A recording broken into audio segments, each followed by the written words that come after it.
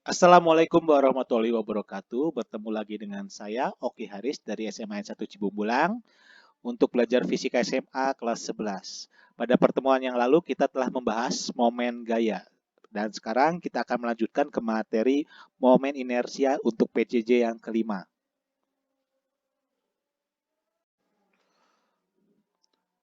Baik, kita mengulangi pengertian yang pernah kita bahas di pertemuan pertama tentang momen inersia. Momen inersia adalah ukuran kelembaban suatu benda untuk berotasi terhadap porosnya. Jadi kalau saya gambarkan adalah sebuah benda seperti ini, kemudian bendanya berotasi. Nah, ketika berotasi itu ada lintasannya, kemudian otomatis ada jari-jari lintasan ya. Nah, jadi ketika bendanya ini berotasi, dia akan timbul momen inersia, yaitu ukuran kelembaban suatu benda untuk berotasi terhadap porosnya. Jadi, kalau pada gerak linier kita mengenal adanya massa, maka pada eh, gerak berputar seperti ini, kita mengenal adanya inersia. Jadi besaran momen inersia ini adalah eh, analog rotasi daripada massa. Jadi kalau massa itu pada gerak linier, sedangkan pada gerak rotasi seperti ini dikenal dengan adanya inersia. Dan satuan internasional untuk momen inersia adalah kilogram meter persegi.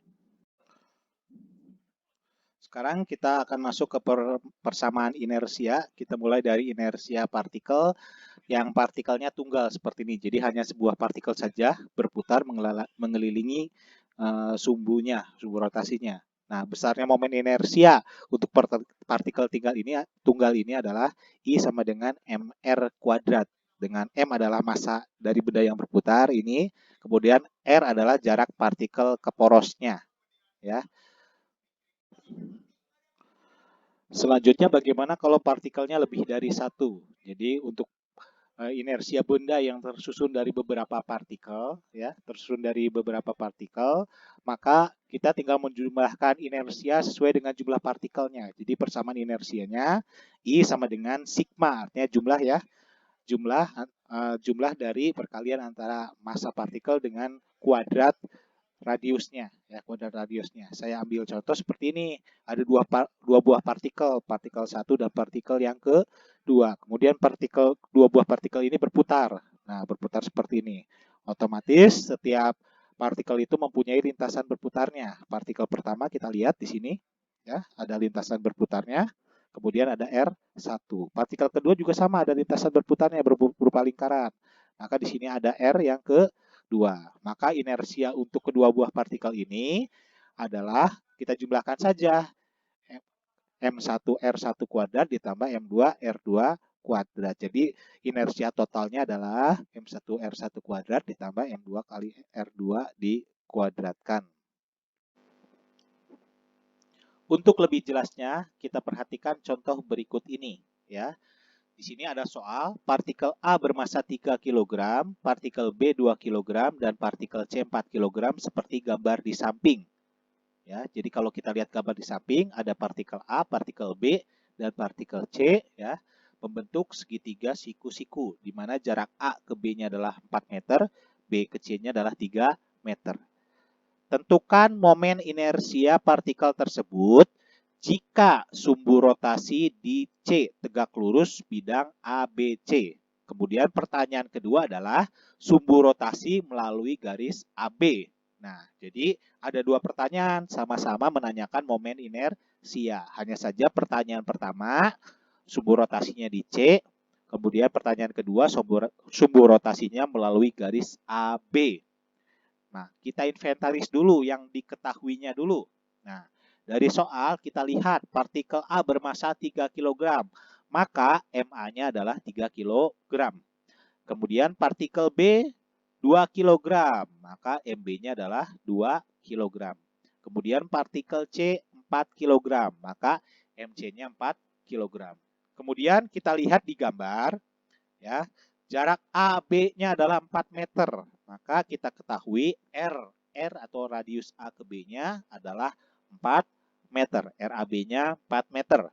Kemudian kita lihat juga di sini B ke C 3 meter. Maka RBC-nya adalah 3 meter. kita perhatikan segitiganya siku-siku, maka kita bisa menggunakan Pitagoras. Sehingga kita mengetahui AC-nya adalah 5 meter. RAC-nya 5 meter. Kita mulai dari pertanyaan pertama, momen inersia jika sumbu rotasi berada di titik C tegak lurus bidang ABC. Jadi ada bidang ABC tegak lurus, sumbunya ada di C. Maka otomatis, maka dari pertanyaan ini, kita melihat bahwa A dan B berputar mengelilingi titik C. Seperti ini perputarannya. Nah, jadi AB-nya berputar mengelilingi C. Maka kita bisa menggambarkan simulasi lintasannya berbentuk lingkaran. Nah, lingkarannya yang A seperti ini, ya. Dia berputar mengelilingi titik C. Maka kita mendapatkan radius AC-nya yang tadi ya. Kemudian B-nya juga sama, berbentuk lingkaran mengelilingi C. Nah, ya, maka kita mendapatkan RBC-nya. Sedangkan titik C dia berada di tempatnya karena dia dijadikan sebagai poros. Nah, karena dijadikan poros, maka RC-nya terhadap dirinya sendiri adalah 0. Berbeda dengan A dan B, dia punya jarak terhadap C, sedangkan titik C-nya sendiri berada di poros, maka RC-nya adalah 0. Jadi RCC, R terhadap dirinya sendiri adalah 0. Maka kita lanjutkan, yang ditanyakan adalah inersianya. Inersia jika porosnya di C. Karena partikelnya ada 3 dan rumusnya menggunakan partikel banyak itu yang tadi kita jelaskan di atas, bahwa kalau lebih dari 1 kita jumlahkan saja. Karena ada 3 maka kita jumlahkan inersia yang A, inersia yang B, kemudian inersia yang C. Yang A inersianya adalah MA kali RAC kuadrat. Nah, kita gunakan I-nya sama dengan MA kali RAC kuadrat. Yang B, MB kali RBC kuadrat. Dan yang C adalah MC kali RCC kuadrat. Jangan lupa ketika porosnya di C, maka C jadi patokan untuk menentukan R-nya. Maka kalau yang A, patokannya adalah A ke C. Yang B, B ke C. Sedangkan yang C terhadap dirinya sendiri, RCC dikuadratkan. Kita masukkan, MA-nya adalah 3 kg, R-nya yang digunakan adalah AC ya, bukan AB. Karena porosnya berada di C, maka RAC-nya adalah 5 meter. Kemudian MB, MB-nya adalah 2 kg, RBC-nya adalah 3 meter. Kemudian MC, MC-nya adalah 4 kg, RCC-nya adalah 0, karena C-nya sebagai poros. Kita masukkan, 3 kali 5 kuadrat. 5 kuadrat itu adalah 25 ya. 25 dikalikan 3 adalah 75. Kemudian 3 kuadrat 9 kali 2 hasilnya adalah 18. 4 kali 0 adalah 0. Sehingga 75 ditambah 18 ditambah 0. Hasilnya adalah 93 kg meter persegi. Jadi kalau inersia pada soal ini porosnya di C besarnya adalah 93 kg meter persegi. Jadi AB-nya berputar mengelilingi C, C-nya berada di porosnya, inersianya besarnya adalah 93 kg meter persegi. Kita lanjutkan ke soal yang kedua. Nah, sumbu rotasinya melalui garis AB. Kita gambarkan dulu garis AB seperti ini. Nah, garis ini dijadikan sebagai poros. Jadi berputarnya seperti ini. Jadi C mengelilingi garis AB. Sementara A dan B berada di porosnya ya. Jadi dia nggak berkelilingnya hanya di tempatnya saja.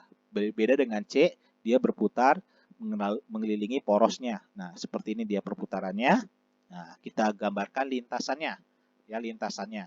Nah, perhatikan jarak terdekat antara C terhadap sumbu putarnya adalah R yang BC. Walaupun di sini ada jarak AC ya, A ke C ada jaraknya, hanya saja kan jauh nih. Kita lihat jarak terdekatnya. Jarak terdekatnya adalah berbentuk tegak lurus seperti ini, tegak lurus terhadap garis AB. Sehingga yang digunakan jarak RBC ini adalah seperti ini. Bagaimana dengan A dan B? Karena berada di poros, maka R-nya adalah 0 ya, karena dia berada di poros. Karena berada di poros, maka R-nya sama dengan 0. Kita lanjutkan, yang ditanya adalah inersianya. Inersia hanya saja porosnya ada di garis AB. Sama, kita gunakan persamaan yang tadi ya. Inersianya berarti ada 3, inersia A, inersia B, dan inersia yang C. Maka I-nya ya, I-nya sama dengan MA kali RA kuadrat ditambah MB kali RB kuadrat ditambah MC kali RBC dikuadratkan. Kita masukkan MA-nya 3 kg, RA-nya adalah 0 karena dia sebagai subunya. MB-nya adalah 2 kg, RB-nya juga sama, 0 karena dia sebagai poros. Sedangkan MC-nya 4 kg, nah R yang digunakan adalah RBC-nya. RBC-nya adalah 3 meter. Kita masukkan angkanya, 3 kali 0 kuadrat, ditambah 2 kali 0 kuadrat, ditambah 4 kali 3 kuadrat. 3 kali 0 kuadrat, 0 ya. 2 kali 0 kuadrat, 0. 4 kali 3 kuadrat, 3 kuadrat itu adalah 9 kali 4, hasilnya adalah 36. Sehingga 0 tambah 0 tambah 36. Maka I totalnya pada jika jika rotasinya berada di sumbu AB adalah 36 kg meter persegi. Ya, jadi perhatikan ya, untuk gerak rotasi momen inersia ini patokannya adalah sumbu putarnya. Jadi kalau kalian ada soal, lihat dulu sumbunya berada di mana dan perputarannya bagaimana.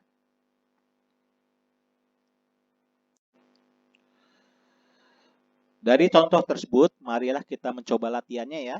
Nah, saya akan berikan satu soal saja. Partikel A bermassa 1 kg, partikel B 2 kg, partikel C 3 kg, dan partikel D 4 kg membentuk sebuah persegi seperti gambar di samping. Tentukan momen inersia partikel tersebut jika sumbu rotasi di titik B tegak lurus bidang ABCD. Kemudian pertanyaan yang kedua adalah jika sumbu rotasinya melalui garis BC. Jadi dari gambar kita lihat ada persegi. Kalau soal yang tadi gambarnya segitiga, maka soal yang ini saya berikan ada segi 4 ya, persegi, di mana AB-nya 4 meter, BC-nya 3 meter, CD-nya 4 meter, dan DA-nya adalah 3 meter. Silahkan kalian kerjakan soal latihan ini di buku latihan kalian, kemudian kalian foto hasil pekerjaan kalian dan kalian upload di aplikasi Moodle yang sudah disediakan sekolah ya. Jadi silahkan kalian kerjakan dengan teliti.